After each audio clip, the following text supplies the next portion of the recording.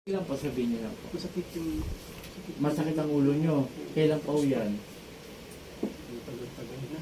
Buwan na? Taon? Hindi, sabihin niyo lang kung buwan na o taon. Ganyan. Parang taon na. Taon na. Okay. Tapos mga ganun na tayo nga. Opo. Galing Mga ganun. ang ano po niyan, demonyo.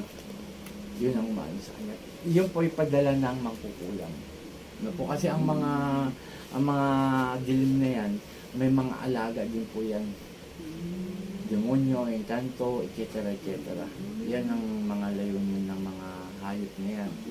Pero ako, hindi po pwede sa akin yung ganyan. Talagang papatayin ko yan.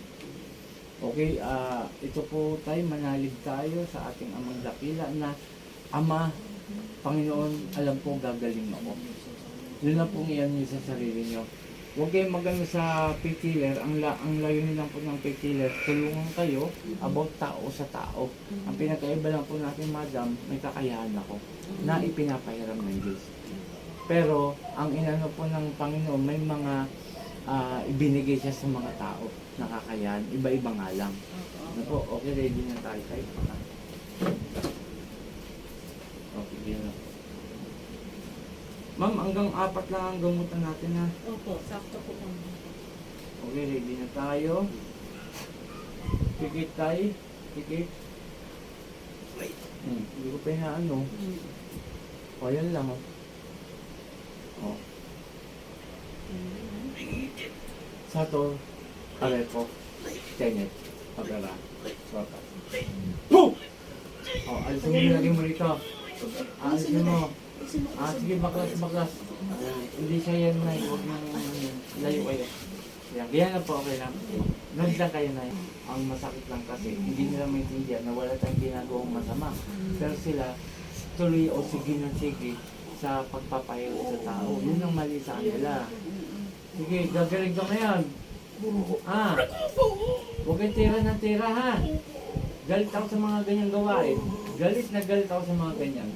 Sige, tanggal. Tanggal mo yan. Sige ba, kunti na lang.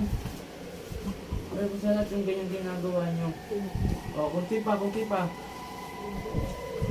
Huwag sinungaling ha. Nakilang sinungaling ka kamo. Ha? Babae ko ito. Nasa 50 plus? 54, 55, 56. Tama? Tama? O, kita mo? Wala kang nililihim sa akin kasi nakikita ko lahat, no? O, pasensyahan tayo, babal ko nilagay mo ito, ha? Nahirapan din magtutulog-tulog, o ano man, no? Lutang din ang isip nito, eh. Babaliwin mo ba to?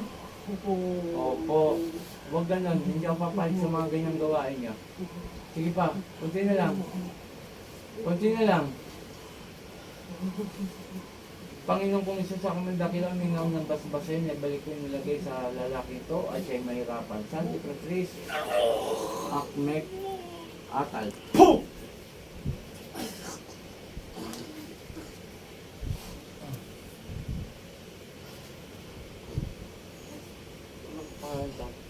Ilim to ba ng dito?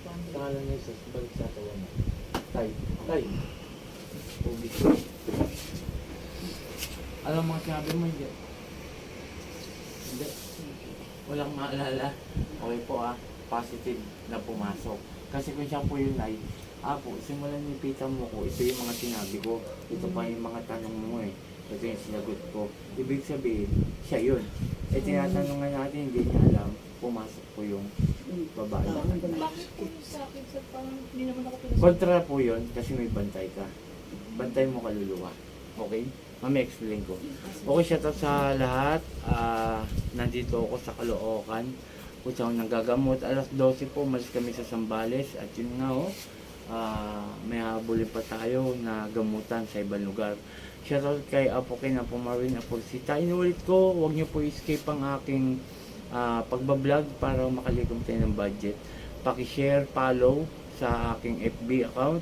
At saka paki-subscribe na rin po sa YouTube channel. Okay, maraming salamat mga ka-idol. Muli akong Team Apo Eric Apo Chalin. Magandang umaga. Boom!